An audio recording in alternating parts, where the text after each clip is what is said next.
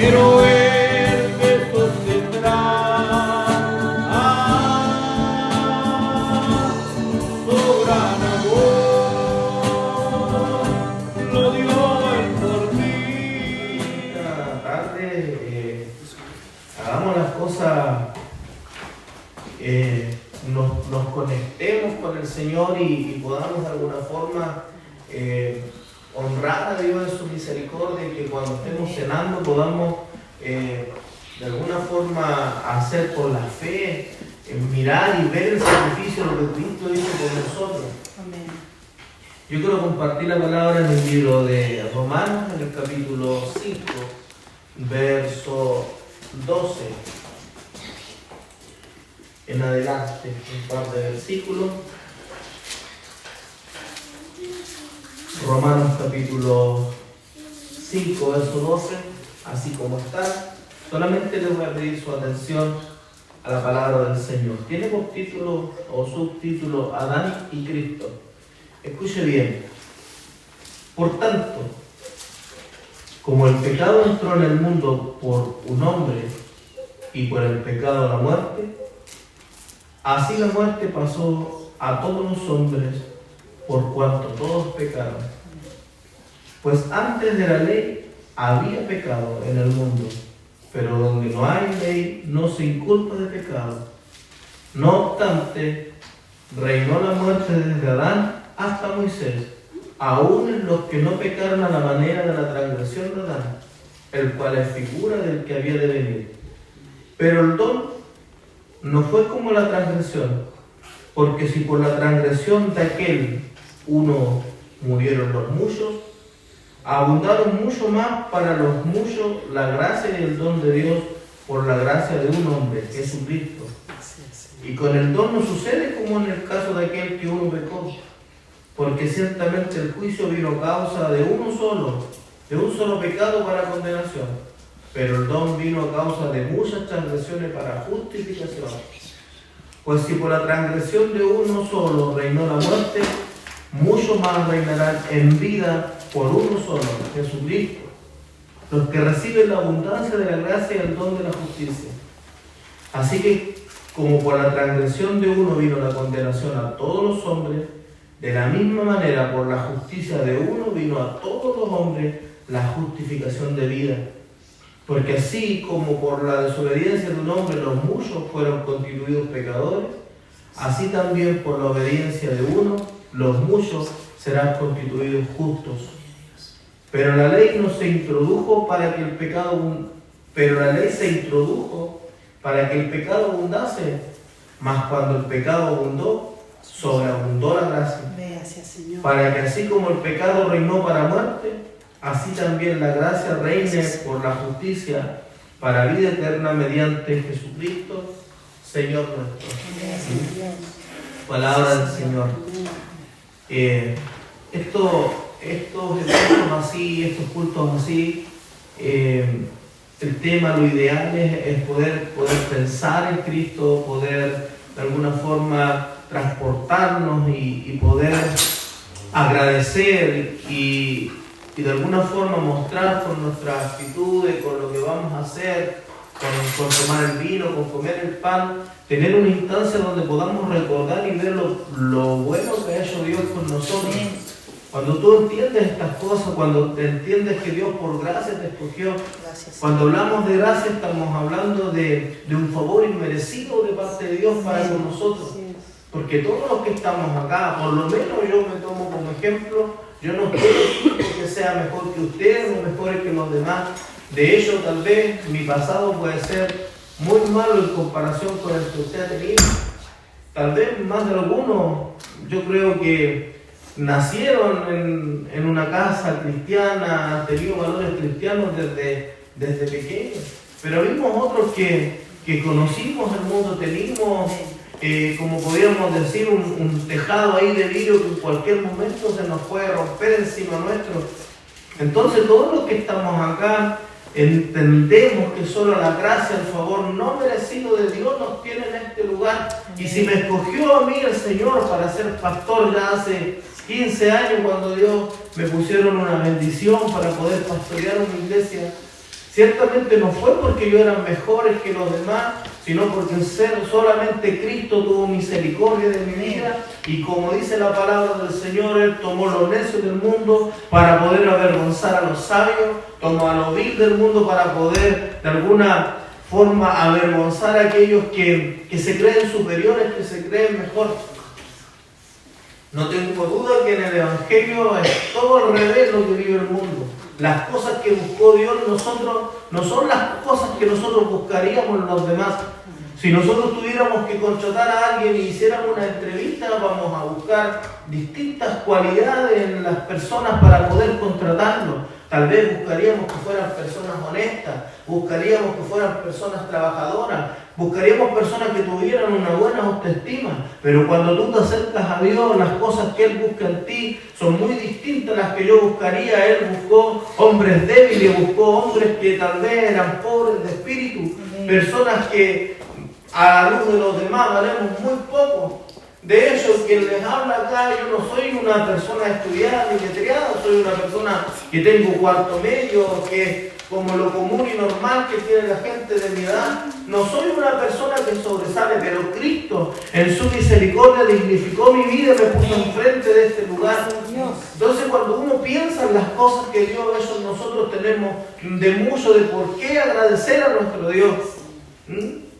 Si nosotros entendiéramos por qué Cristo tuvo que venir, por qué tuvo que el Dios mismo tomar forma de hombre para venir a morir, ¿por qué no pudo haber nacido un hombre como tú, como yo, un hombre que no pecara simplemente, un hombre que fuera intachable? Yo no sé si usted, pero yo conozco personas que a la luz, por lo menos, a nuestros ojos, a la vista nuestra, son personas intachables, que no tenemos nada que decir de ellos. Personas que son dadivosas, personas que son buenas, y a la vista de uno parecieran que son personas que no fallan en nada. Y yo me pregunto por qué Dios no tuvo, por qué mejor Dios no preparó una persona que fuera intachable, que no tuviera falla, que no pecara, que viviera una vida de integridad, un hombre que viviera santo, santificado para el Señor. Si podían los israelitas guardar animales, guardar los puros santos que no tuvieran defectos para presentarnos delante del Señor, yo siempre me he preguntado por qué no Dios nos preparó a una persona y lo guardó y lo libró de todo pecado para presentar a un ser humano ahí en el madero de la cruz.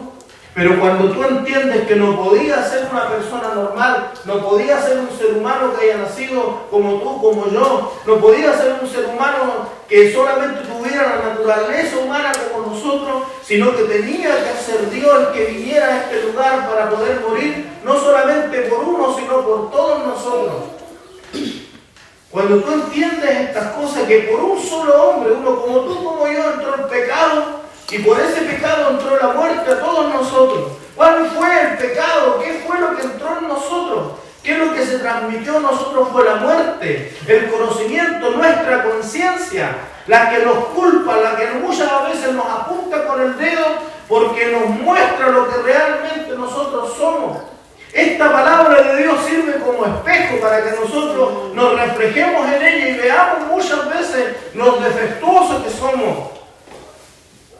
Cuando el hombre falla, el problema del hombre fue haber sustituido a Dios. Era Dios el que transmitía la información, era Dios el que lo enseñaba, era Dios el que se paseaba en el huerto, hablaba con el hombre, vivía con él, había una comunión, una amistad entre el ser humano y Dios.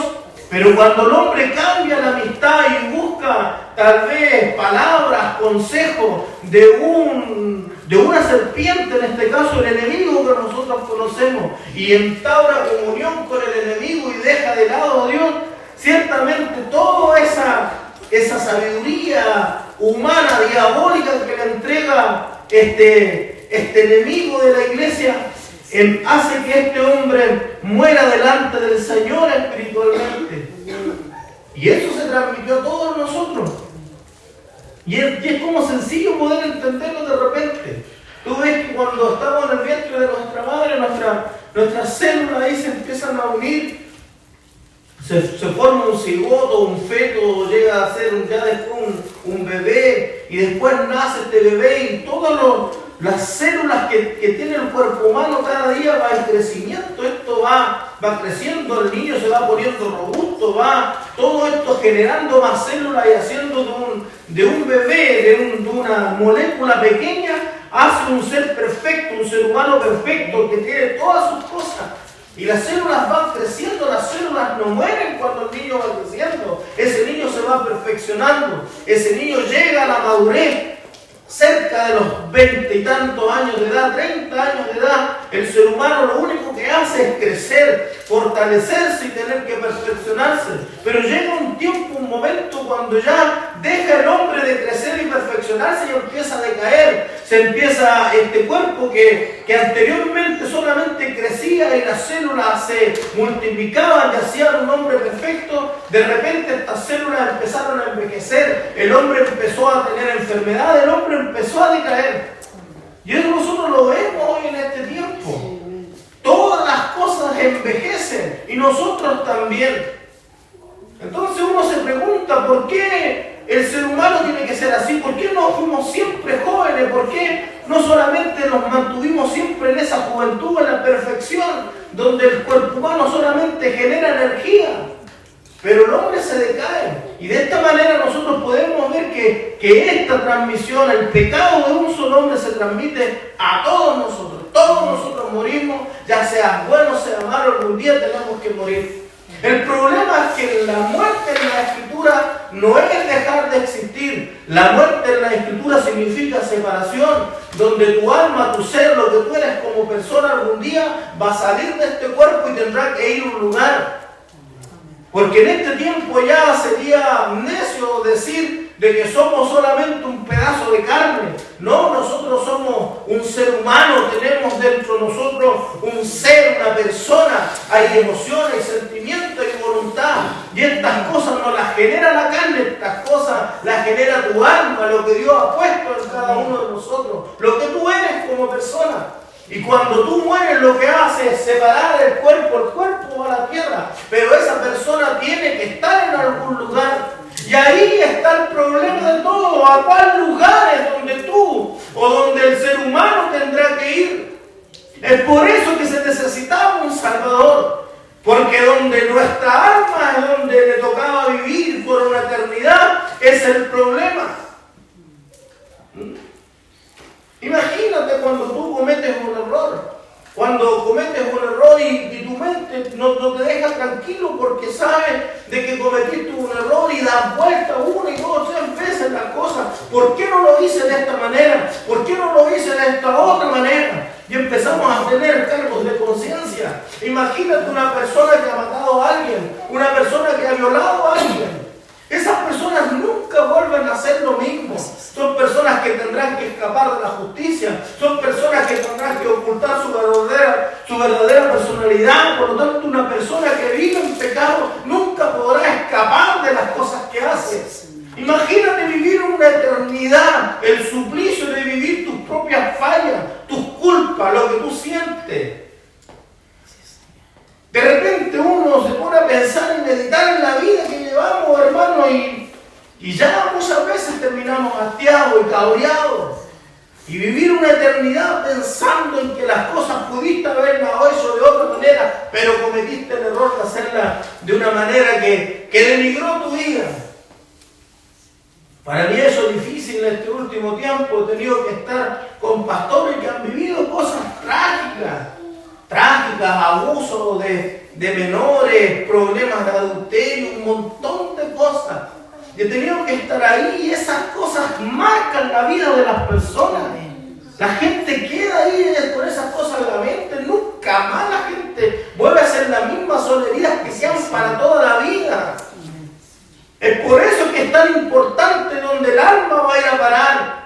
Porque si estás en Cristo Jesús, tu alma va a recibir descanso. Pero si no estás en Cristo Jesús, tu alma todo el tiempo te apuntará el mal que hiciste. Y no podrás nunca ser un hombre feliz. Vivirás ahí como la historia de rico Lázaro, cuando estos dos mueren y el rico va al mismo Hades, y ahí en el mismo Hades empieza a recordar todas las cosas que hizo, veía a su familia y decía, ¿por qué Abraham no manda a alguien y le dice a la familia de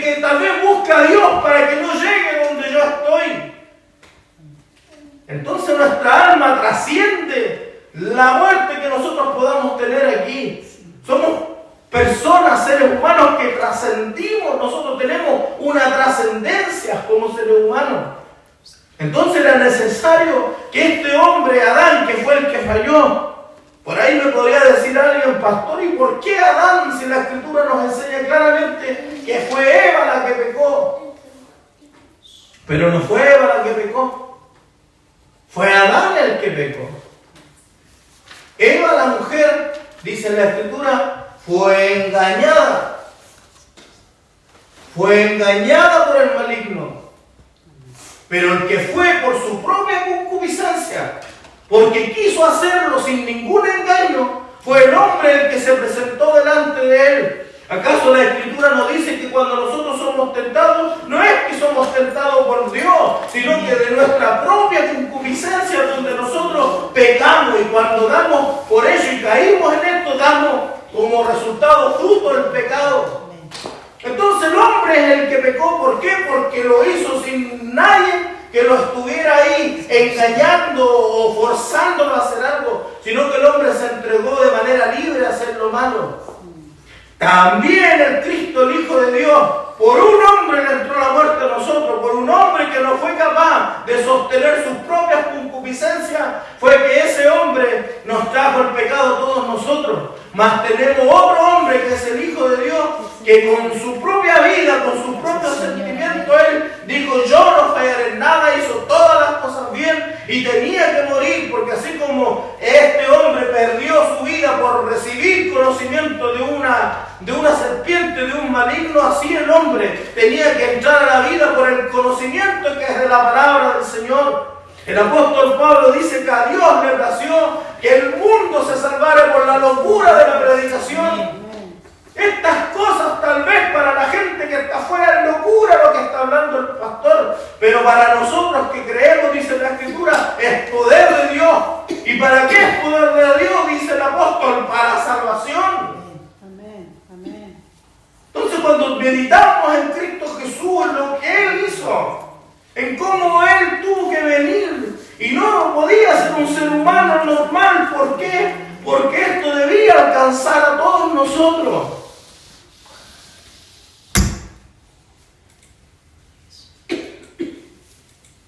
Pues si por la transgresión de uno solo reinó la muerte, muchos reinarán en vida por uno solo, Jesucristo, los que reciben la abundancia de la gracia y el don de la justicia.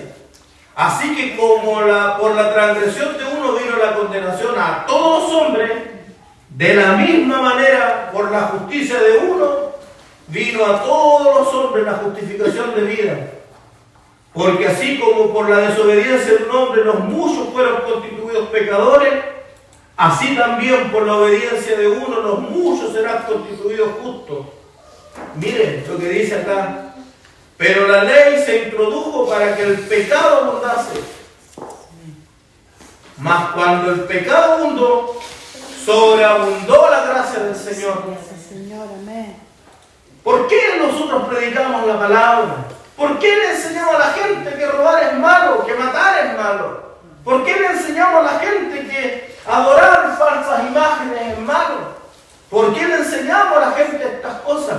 Porque de esta manera es como con ese conocimiento más nos hacemos culpables, pero cuando más nos sentimos culpables, donde más abunda la gracia de nuestro Señor para cada uno de nosotros. El amor de Dios se manifiesta cuando tú fallas y le fallas a tu Dios, cuando más se muestra la gracia del Señor para con tu vida.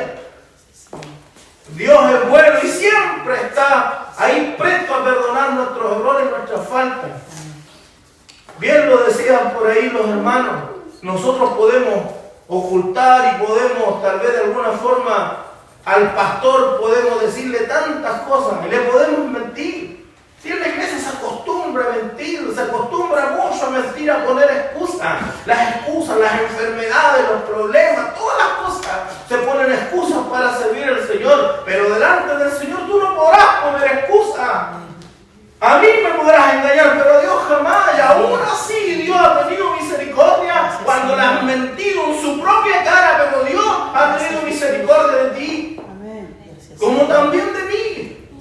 Si yo hago estas cosas porque también fui hermano por hermano, cometí los mismos errores que tú. Muchas veces le dije al pastor: no puedo porque estoy haciendo esto otro, cuando no era así. Muchas veces no fui a la iglesia porque no quise y qué peor y qué malo fui cuando decíamos, es que mi hijo está enfermo, es que mi familia está enfermo. Pareciera que estuviéramos esperando de que Dios enfermara a nuestros hijos para que nuestras mentiras se convirtieran en verdad. Pero aún en eso Dios ha tenido misericordia de ti. Jesús, amén, amén. Eso significa que la gracia abunda. Sí, es verdad. Porque somos el pueblo del Señor y Él ha tenido misericordia de nosotros abundantemente. Tuvo que morir el Cristo, el Hijo de Dios. La vez pasada compartimos el último día de Cristo. Terminando la oración, el Cristo va a orar al monte y estando en el monte orando, ya ve la hora ya cerca, ya está llegando la hora para poder ir en sacrificio. Y se pone a orar el Señor y de su frente empiezan a salir como gotas de sangre, como sudor de sangre de su frente. Y dice la Escritura de que él estando orando ahí le dijo, Señor, si es posible, Padre, si es posible, pasa de mí esta copa, pero que no se haga mi voluntad, sino que se haga la tuya. Mientras él estaba orando y sufriendo, padeciendo todas estas cosas, sus apóstoles estaban durmiendo ahí. Sus apóstoles que él le había dicho que estuvieran ahí para poder ayudarle a orar, estaban ahí todos durmiendo mientras Cristo estaba sufriendo, sabiendo lo que venía.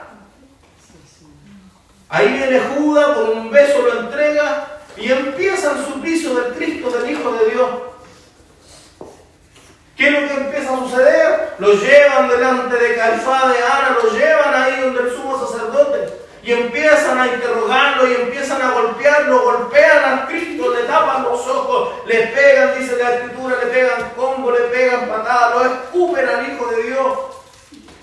Para que él abriera su boca, para que él de alguna forma pudiera decir, no, si es mentira lo que estoy diciendo, yo he dicho, todo lo que he hablado es mentira. Pero el Hijo de Dios se mantuvo ahí en integridad, parado, soportando todo.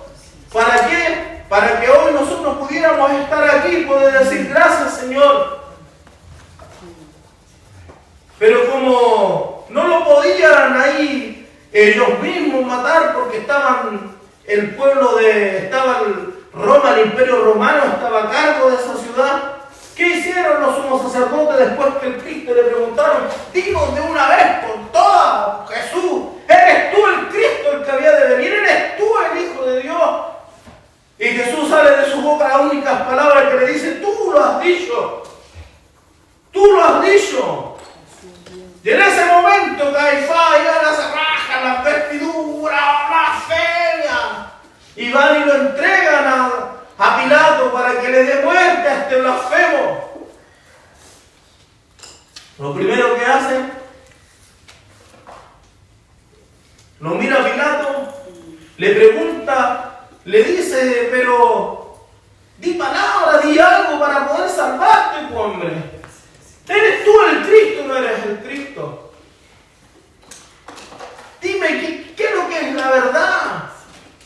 Le dice Pilato, viene la esposa de Pilato, le dice Pilato, no lo mates a Jesús, tuvo un sueño, no tienes que matar a este hombre justo.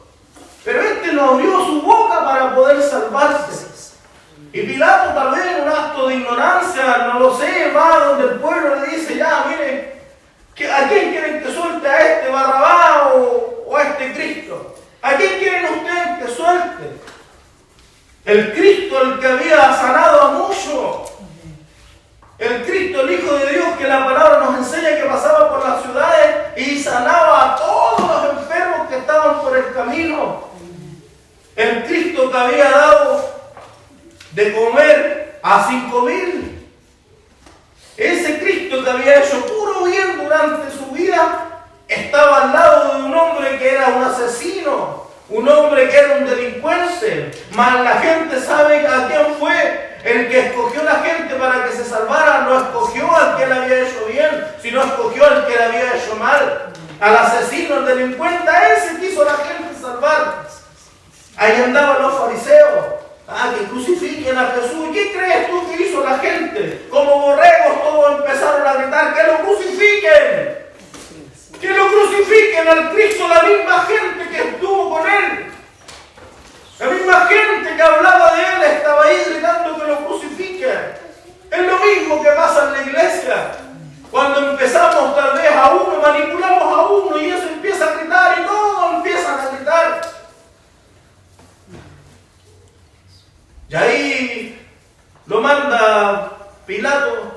al Cristo y lo ponen ahí en el cepo para poder golpearlo. Y ahí se cumple lo primero que nosotros hoy día vamos a compartir. Normalmente hacemos la ceremonia y leemos Mateo, luego leemos 1 Corintios 11 y hablamos de la institución de la cena. Pero ya pasemos un paso más allá y no hagamos las cosas ceremonialmente, sino hagamos memoria de verdad lo que vamos a hacer. Comer este es mi cuerpo, este es el pan que será partido. ¿En qué momento fue partido? ¿En qué momento fue molido ese pan?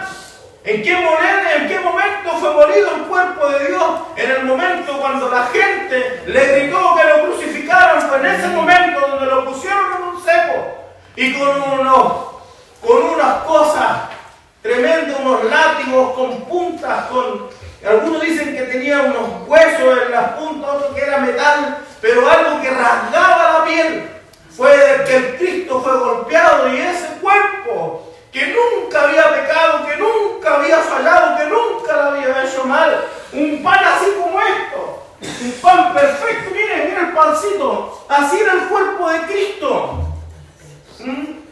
Un cuerpo deseable, todo el mundo quería estar con él, pero ese hombre que todo el mundo había querido estar con él ahora estaba siendo golpeado y ese cuerpo perfecto estaba siendo rajado. Estaba siendo rajado, estaba sufriendo todo lo que nosotros tal vez como hombres tendríamos que haber pasado.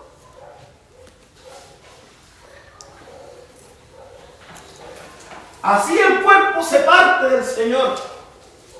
Si usted estudia un poco la historia de cómo fue la crucifixión de Cristo, el Cristo no tenía parecer, no se veía en él ni siquiera su rostro, su cuerpo estaba hecho pedazo completo, se le veían los huesos. Se le veían los huesos. Yo ahora como que entiendo a entender por qué tenía que ser un pan sin levadura, algo que no ayudara, que no creciera para asemejar el cuerpo de Cristo. Algo que cuando le pegaban los latigazos realmente sonaba como algo que estaba ahí, flaco, desgastado. Eso es recordar. Cuando comas el pan, recuerda lo que Cristo tuvo que hacer por uno que pecó, entró la muerte a todos los hombres, pero por uno también entró la vida a todos nosotros. Tuvo que ser su cuerpo partido. Quiere decir la sangre, por hermano. Tendría que tomar la botella y empezar a tirar para todos lados. Tendría que tomar la botella y empezar a tirar la sangre para todos lados, para poder demostrar cómo la sangre del Hijo de Dios, esa sangre, dice el libro de los Hechos, la sangre de Dios. Fuimos salvos, redimidos, lavados por la sangre de Dios, dice Pedro en el libro de los Hechos. Estaba siendo derramada, ¿para qué? Para que nosotros entráramos en un nuevo pacto. Y ya eso que el hombre lo había dejado de herencia, que era la muerte, se cambiara por la vida que estaba en Cristo Jesús. Llegó el momento de su crucifixión y vemos al Cristo ahí en la cruz, siendo molido total. Los que vieron la película La Pasión de Cristo, bien lo dicen los historiadores, que en La Pasión de Cristo, claro, cuando muestran a Jesús lo golpean. Yo la primera vez que lo vi, estaba todo el mundo llorando en la iglesia cuando vimos la película. Cómo golpeaban al Cristo y nos imaginábamos cómo era Cristo. Pero cuando Él se levantó, tú podías distinguir la cara de ese hombre. Pero la Escritura me decía que en Él no se podía distinguir quién era el que estaba debajo de esa piel torturada. ¿Tú crees por qué fue que los caminantes de Emaús no conocieron al Cristo? Porque su cuerpo ya no era el mismo. Su cuerpo había hecho partido, marcado. Y estando ahí, ya crucificado, a punto de morir para que la sangre fuera totalmente rociada en todos nosotros, estando ahí el Hijo de Dios, de repente manda un grito desgarrador y dice: Padre, Padre, ¿por qué me has abandonado? Escuchaban otra vez unos teólogos hablar y decían que eso era metafórico, que solamente Cristo estaba cumpliendo lo que la palabra decía. Pero yo no creo en un Dios que está hablando cosas por hablar. Yo creo literalmente lo que el Cristo está hablando. Realmente Dios lo dejó solo al Hijo de Dios, ahí colgado en el madero de la cruz, como un culpable, como un verdadero perro que nadie quería. Ahí estaba, y ese Dios que siempre ha estado contigo, al Hijo de Dios, al perfecto, al que solo hizo bien, a ese lo deja solo. Como decía en otras ocasiones, ¿quién de nosotros que hemos llegado a conocer a Dios, que hemos llegado a conocer al Hijo de Dios, podemos decir que Dios nos ha dejado solo? ¿Lo puedes decir tú, Alejandra? Lo hemos sentido, ciertamente lo hemos sentido solo. Pero el que tú te sientas solo no significa, no es lo mismo que tú realmente estés solo, sino que Cristo siempre ha estado ahí contigo.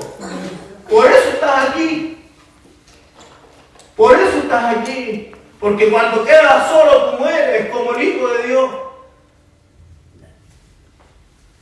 Y ahí estaba el Hijo de Dios: Padre, Padre, ¿por qué me has abandonado? Como diciendo: estuviste conmigo. Estuviste conmigo, como diría David. Mi embrión vieron mis ojos. Yo veo a Cristo diciéndole: estuviste conmigo cuando estuve ahí en el vientre de María. Estuviste conmigo cuando era un niño.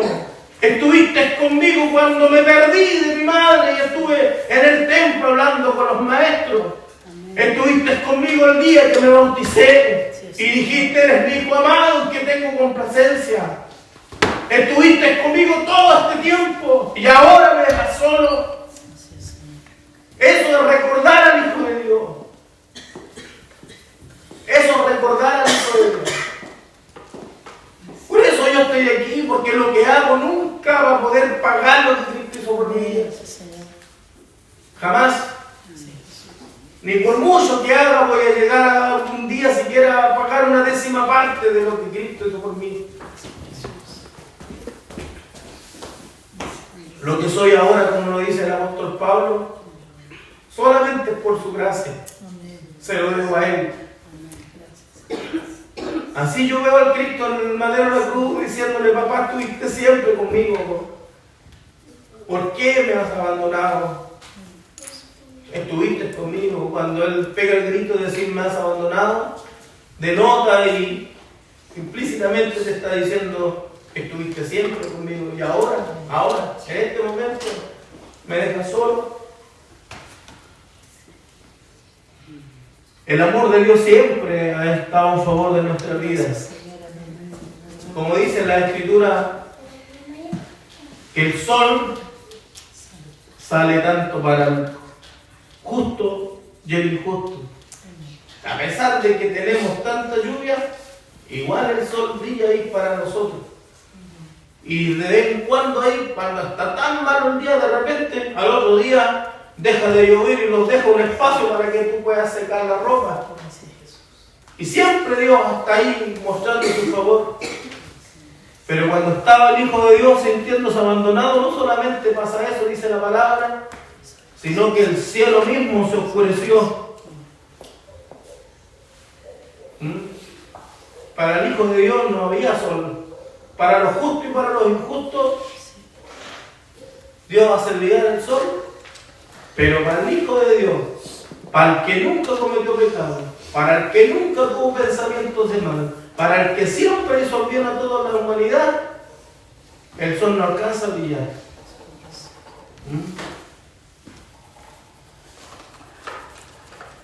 Y ahí está el Hijo de Dios.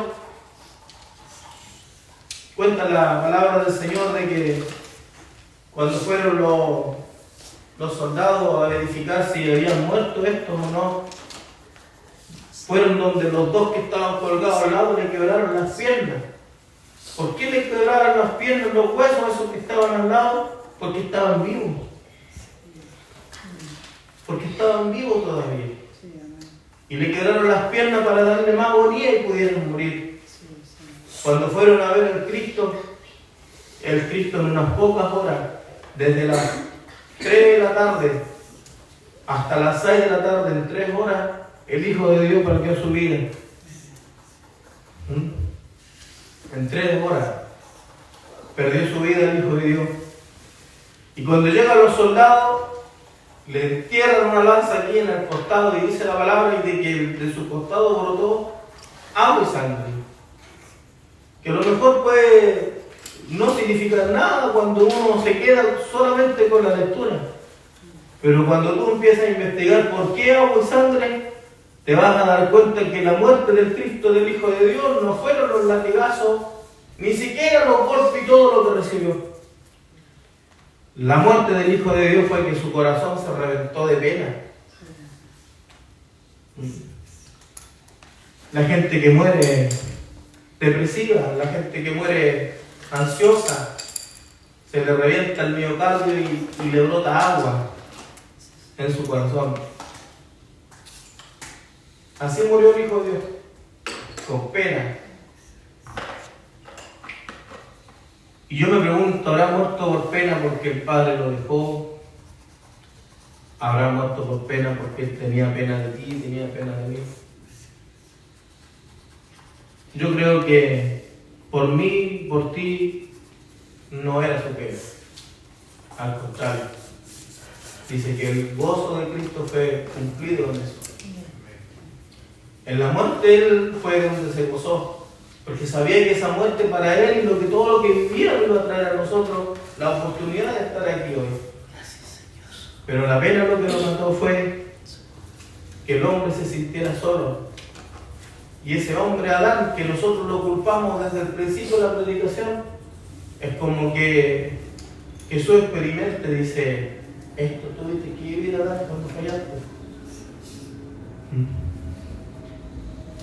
Estuve contigo en el huerto, en medio, te enseñé, Dios siempre con él en el huerto, Adán.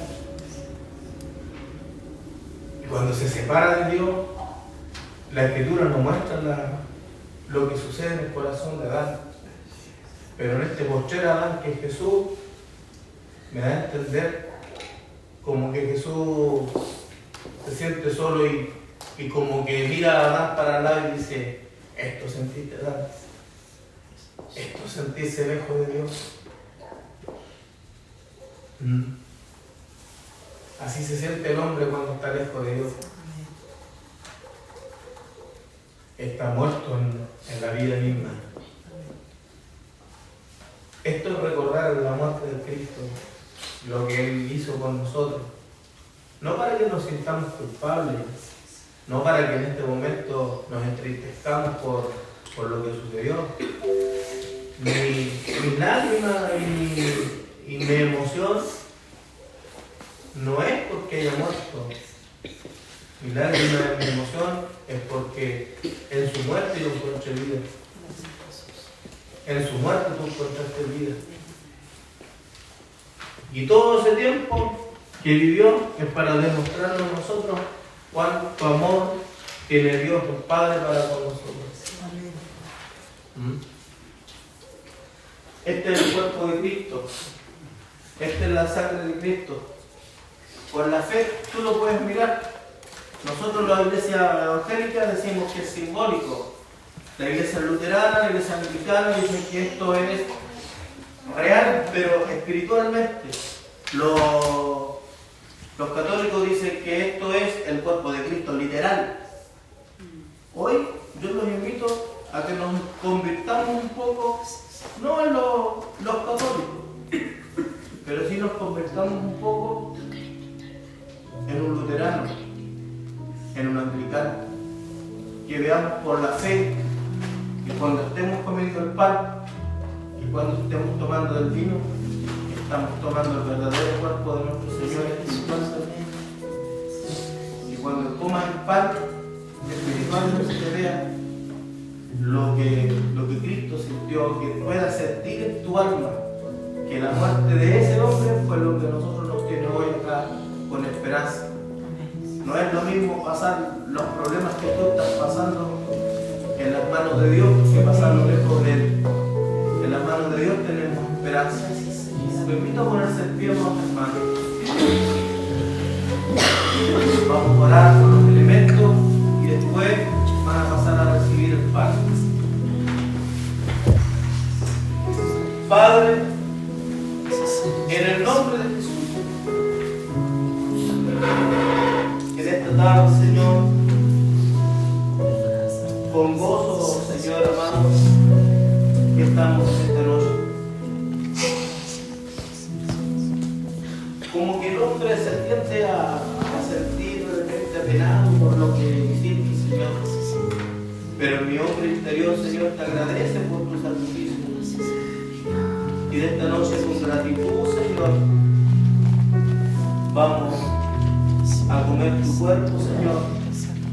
Este pan, que en esta noche espiritualmente será tu verdadero cuerpo, Señor. Y este vino, que espiritualmente será tu verdadera sangre, Señor. Y no puedo comer solo el pan o tomar solo el vino. Necesito estas dos cosas para que tu sacrificio sea completo en mí, Señor. Padre, en el nombre de Jesús, bendice estos elementos, para que cuando mis hermanos, Dios mío, pasen adelante a tomar de esta cena, Señor, tu poder maravilloso, Dios mío, y tu persona en ellos pueda provocar un milagro en sus vidas, Señor. Por la fe en el nombre de Jesús.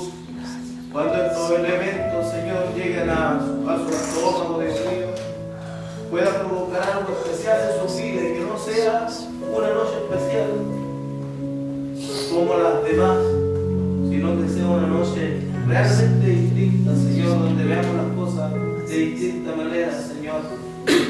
No son los cánticos, Señor, no son las alabanzas ni nuestras oportunidades lo importante el día de hoy. Lo importante el día de hoy eres tú, Señor, en lo que vamos a compartir en esta noche, que es tu cuerpo. Y de esta manera, Señor, honramos tu sacrificio, Dios mío, y te decimos gracias, Padre, por lo que has hecho por nosotros. Bendecimos estos elementos, amado Dios, en el nombre de Jesús. Amén y amén, Señor.